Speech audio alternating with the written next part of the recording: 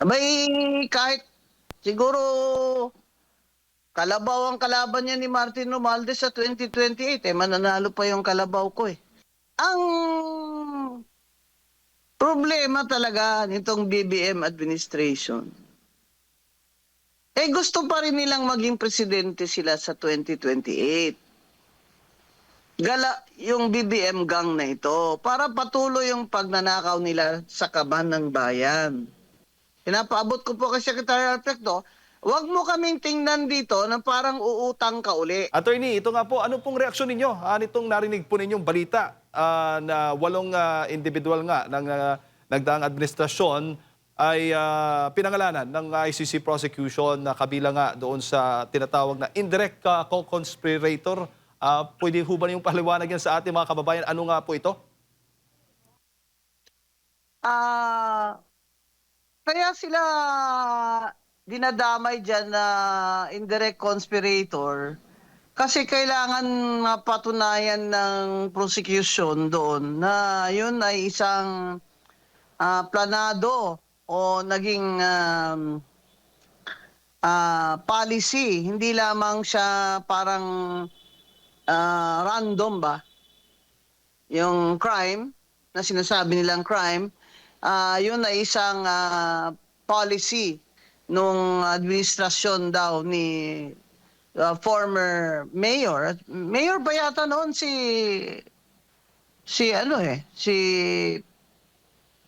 former President Duterte. Kaya ako naman nagtatanong ako, bakit kasama diyan sina Attorney Vit Aguirre? Hindi pa naman siya nung mayor hindi naman siya ang Secretary of Justice doon, di ba? Mayor pa lang noon si Duterte. So, ang sabi niya sa akin kanina, dahil daw nag-abogado siya kay Duterte nung mayor, si former president. Alam niyo po kami mga abogado, namimili din kami ng kliyente. Pero may sinumpaan kaming oath na gagawin namin ang makakaya namin para makakamit naman ng hustisya ang aming kliyente at pangalagaan ang kanilang mga karapatan. Kaya pag dinadamay po ang abogado sa mga kaso, parang hindi naman yata tama yan. Maliban na lang kung, yun na nga, they're trying to say nga na conspiracy daw. Conspiracy. So, pag dinadamay nila yung pati abogado doon, pati yung ibang tao, hindi ko naman kilala yun eh. Opo. Ang sinasabi ko po kasi, sabi nila ng administrasyon na justice system is working. May local naman tayo na batas. Bakit hindi na lang dito yan ilitis sila? Bakit hindi dito sila ilitis? Bakit kailangan doon pa sa ICC? Pero alam nyo, hindi naman yung kasagutan dyan kasi doon final ng complainant eh.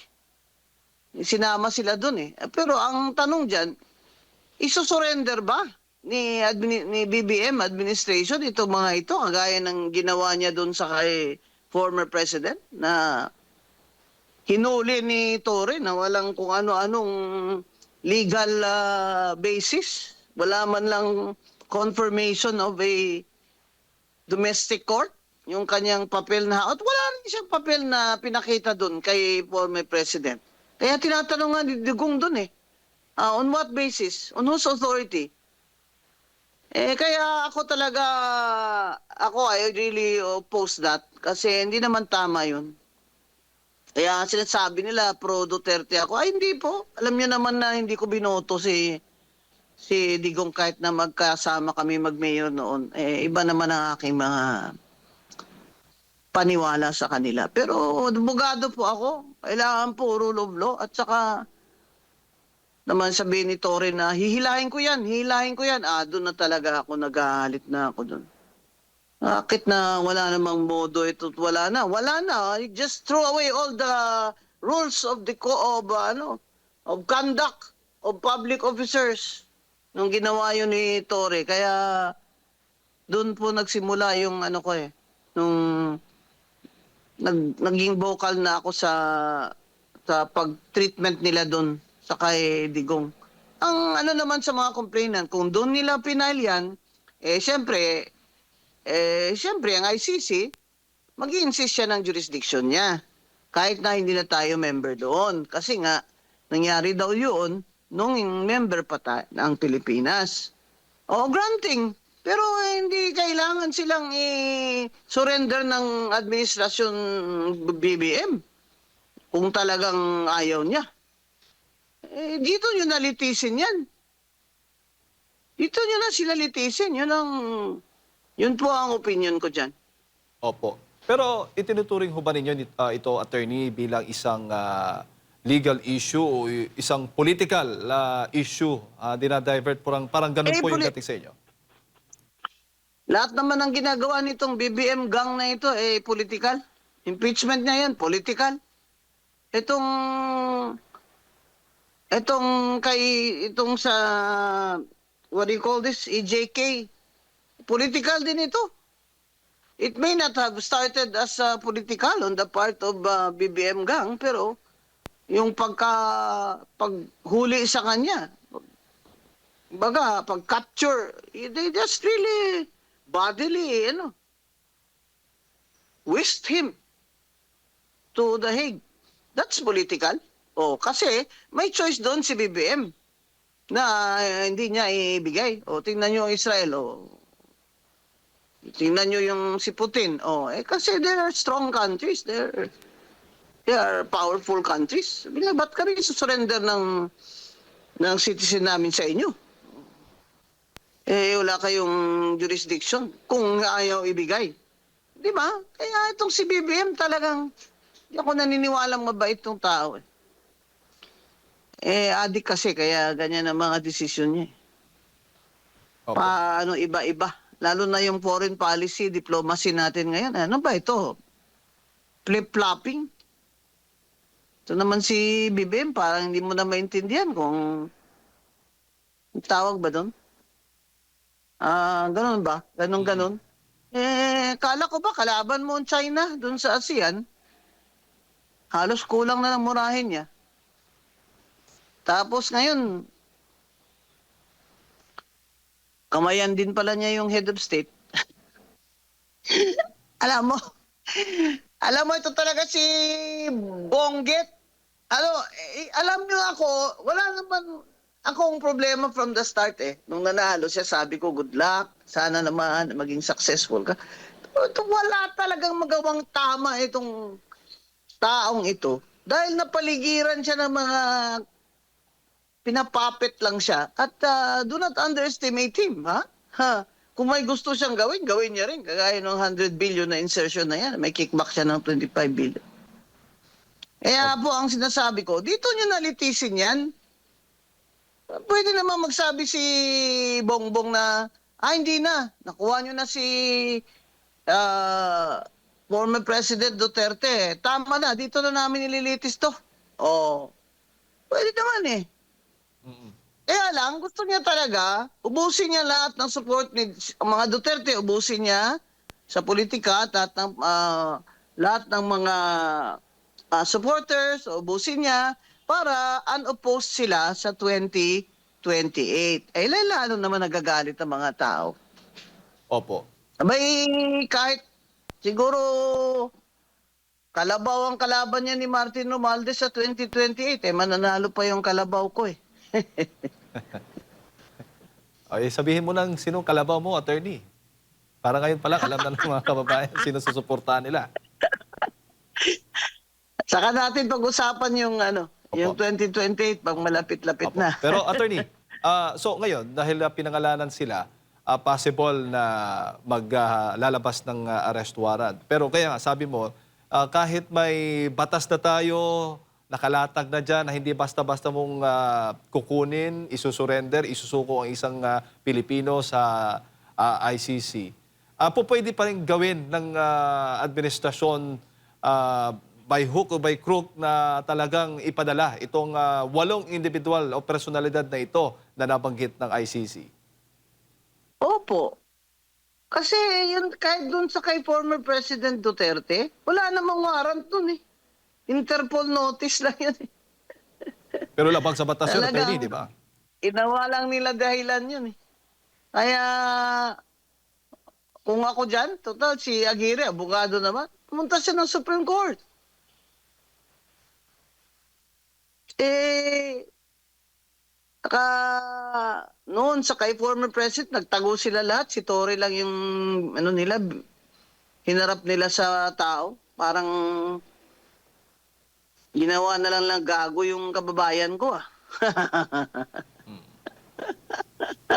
Opo. Unos authority, sabi ni Digong, sabi ni mine, my authority. Ngayon lang ako nakakita ng chief PNP na may na may authority. Ano ba yun? Secretary of Justice ba yun? Pwedeng pumirma na.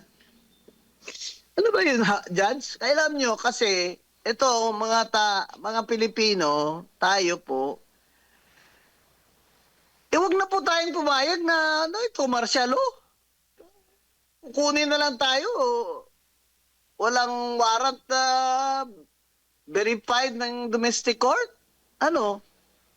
Nagawa-gawa na lang sila ng gusto lang nila na ibigay sa ibang jurisdiction, pwede.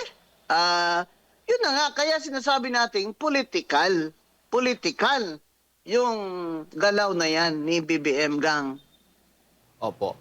So, ang nabanggit po ninyo, ang pwedeng gawin ng depensa, itong 8 individual na nabanggit ay pwede silang pumunta sa Supreme Court kahit na wala pang attorney. Kopya ba? A formal copy? There is a serious danger to the deprivation of their liberty. Oh. Kaya lang ayoko mag-abogado dyan kay Bitagiri kasi matalino naman yan eh. Opo. Okay. Pero, di pumunta sila ng Supreme Court para matestingan na ito. Magka-landmark case na ito. Opo. Grabe. Attorneys, Grabe na. Ano bang ginawa ng BBM Gang na ito sa bayan natin? Kaganda-ganda ng wala na, pati ekonomiya, bagsak, hindi lang bagsak, wasak na. Corruption index, abay salutatorian na tayo dyan sa corruption. Malapit na po tayong maging valedictorian itong si BBM. Tapos sasabihin niya, hindi naman po tayo number 1 sa corruption, sa pinaka-corrupt. Third lang tayo. Okay na po yung third. BBM. Magnanakaw ka talaga eh. Attorney si Partner Admar, kasama ko po dito, may mga karagdagang katanungan po. Attorney, maayong aga, maayong buntag. Nabanggit nyo rin kanina na yung pabago-bagong isip ng ating Pangulo kasi in fact noong April 15, nung siya ay nakapanayam ng grupo or ng Foreign Correspondents Association of the Philippines, April 15 yata ito, 2024, abay, ginit siya during that time na hindi niya isusurrender kahit may warrant of arrest itong si kay Pangulong Rodrigo Duterte from ICC. Hindi ba siya pwedeng mayroon ba siyang maaaring pananagutan dito po, attorney? At may ituturing na po ba itong pagsuko sa ating soberanya? Kasi kinikilala din niya na wala na sa ating jurisdiction kahit hindi pwedeng umiral yan sa bansa. Hindi naman siya nasusurrender ng sovereignty. Pero nagpapakita siya na talagang weak siya na leader. Abay, kung strong leader ka, di dapat dito mo niliti si Digong. Bakit? Si GMA, dito na naman nila kinulong. Dito rin nila kinulong. Yung pinail kasi yan ng complainants at the time, si Duterte pa ang presidente, if I am not mistaken. Hindi na siya presidente nung dinakip siya. Bakit? May local naman na batas dyan. Yun nga naging basis din nila eh. Bakit din daw nila na kailangan ng...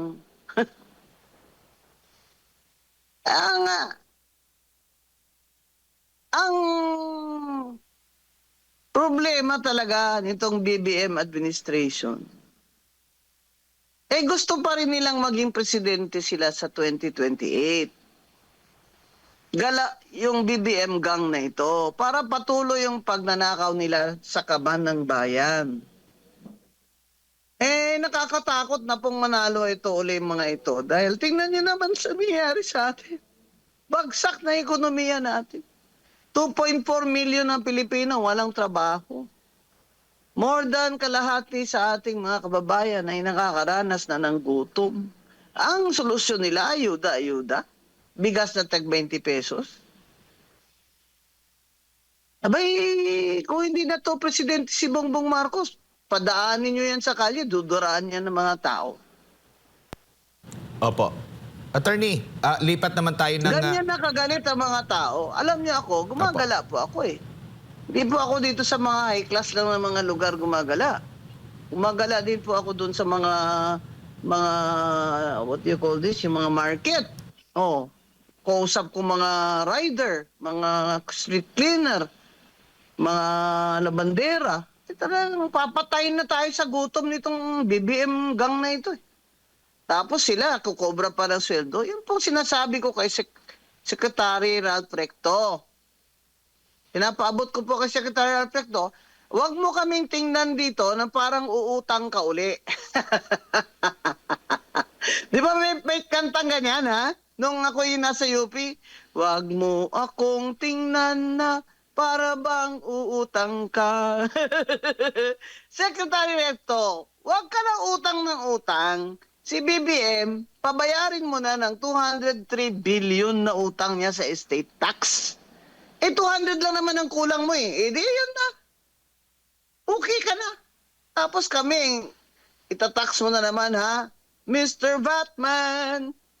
Ganyan talaga, Secretary Recto. Sacrifice. Mag-waive ka na ng sweldo mo. Lahat ng kabinete ay mag-waive ng sweldo. Senador at congressman, mag-waive ng sweldo. At gawin na yan na wala ng sweldo sila sa sunod na term nila. Kung hindi ba rin mga magnanakaw dyan, hindi na yan tatakmo yung mga kontraktor. Wala na palang sweldo eh. Saka wala na rin allocables, walang pork barrel.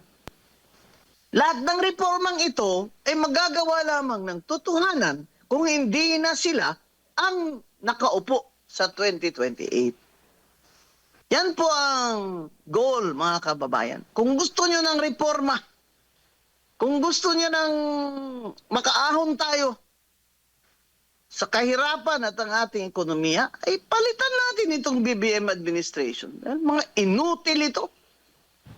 Mga magnanakaw. Attorney? Pati na po yung mga congressman. Palitan nyo na po yung mga congressman nyo. Binibigay sa inyong ayuda, pera din naman natin yan eh. Laki kaya ng mga tax natin, lalo na yung VAT na yan eh. Tapos ibibigay sa inyo ayuda. 5,000? Okay na kayo doon? Tapos magugutom na naman kayo dahil ang gobyerno nyo ay walang trabahong kinikreate, ginagawa para sa inyo. Dapat trabaho. Bakit ayuda? Dapat trabaho.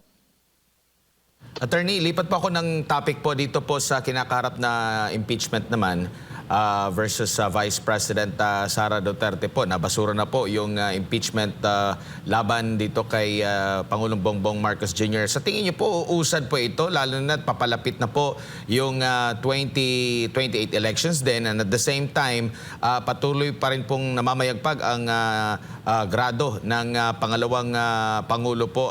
Attorney, maaari bang may pagbabago sa tingin niyo po ang mga isip ng mga kongresista dito na boboto po, Attorney? Nag-iisip na yung mga yan eh.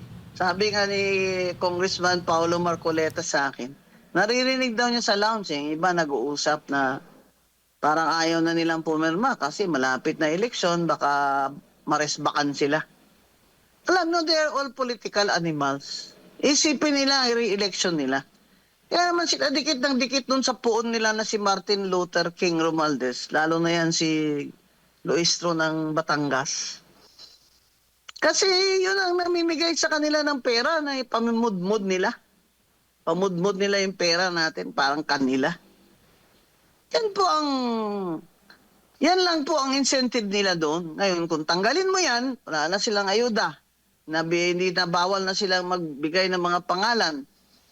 Wala na silang allocable. Diretso na ni Secretary Dizon doon sa mga LGU. kung anong kailangan. Dapat according to an economic plan naman. Grabe naman. Kung tayo nyo lahat yan, basketball court, kung tayo nyo lahat dyan, waiting shed, ano nangyari sa atin?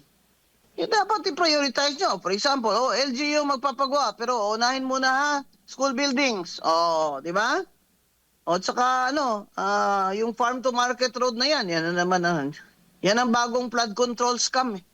Yung farm to market road kasi hindi naman makikita yung road na yan doon sa tuktok ng bulkan.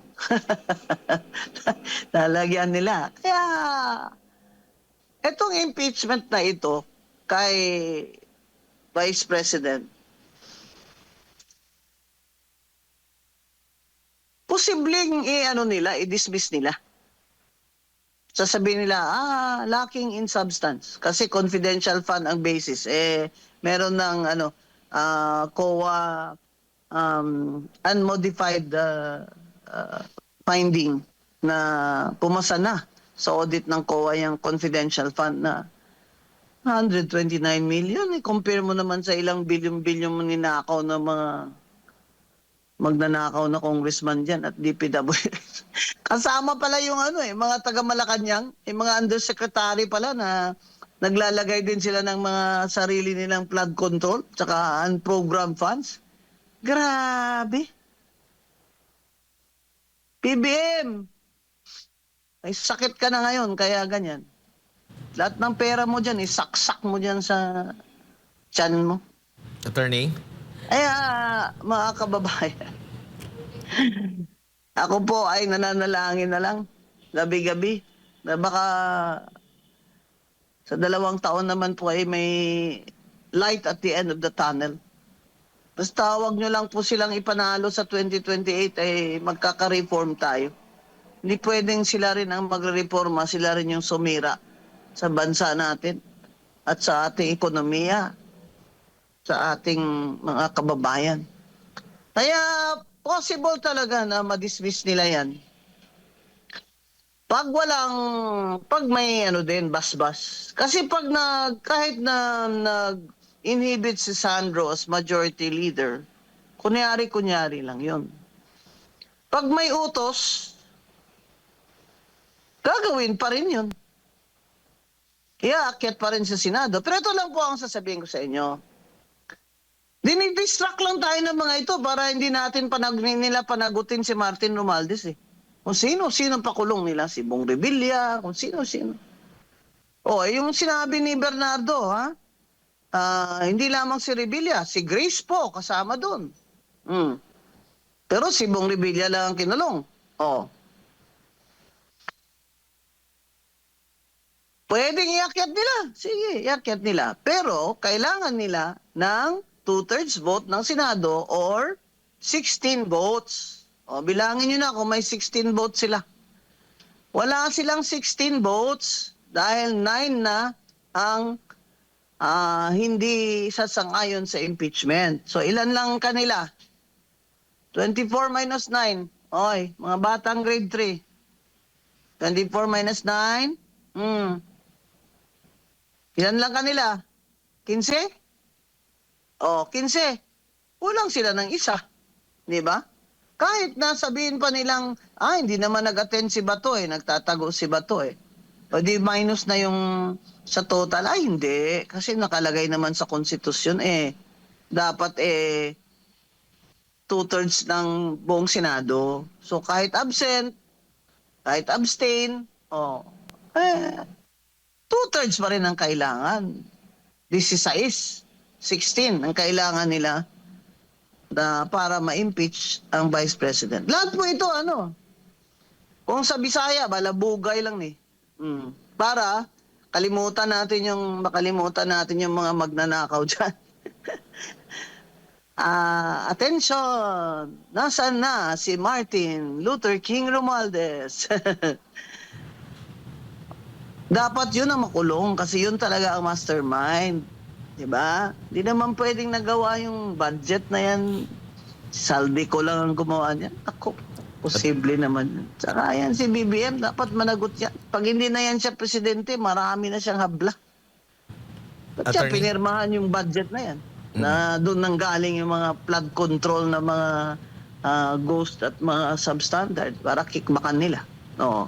So, mga kababayan, ako naniniwala talaga ako may Diyos. May Diyos ang kalibutan. So kung hindi po natin ma-achieve yung justice ngayon ay darating din po yun. Tingnan niyo yung martial law, ilang taon kami nagtiis dyan. Mas marami pang nagsakripisyo.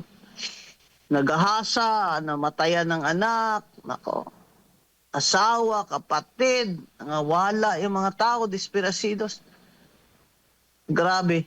Pero dumating din ang araw na natanggal si Ferdinand Marcos. Kaya, mga kababayan,